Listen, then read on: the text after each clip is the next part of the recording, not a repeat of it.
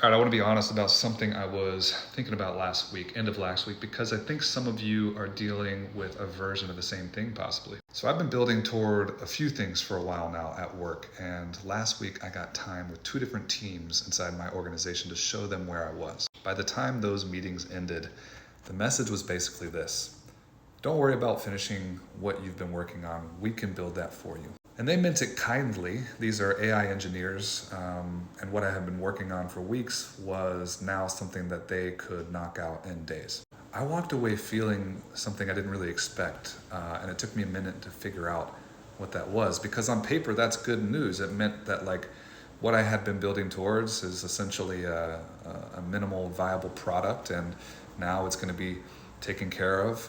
A problem would be solved. But if I'm being honest, it felt strange because I've been one of the people in my world who leans into this stuff with AI, and here are guys who just are that much further ahead. That pulled up a real question inside me.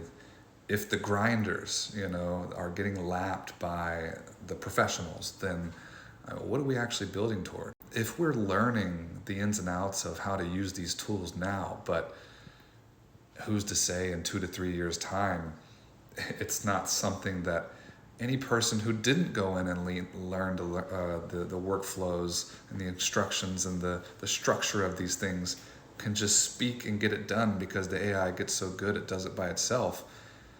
What does that mean? Here's where I landed eventually, and it wasn't the skill that kept coming back to me.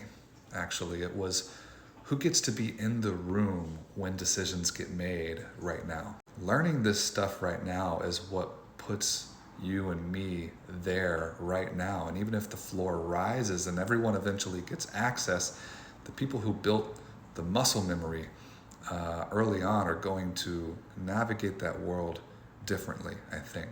That's a bet that I'm kind of making out loud, and I did so in this week's newsletter that is free to subscribe in the profile if you want to, because I don't think you should have to make that sort of bet alone. We could do it together. At least I'm inviting you to. So there's that.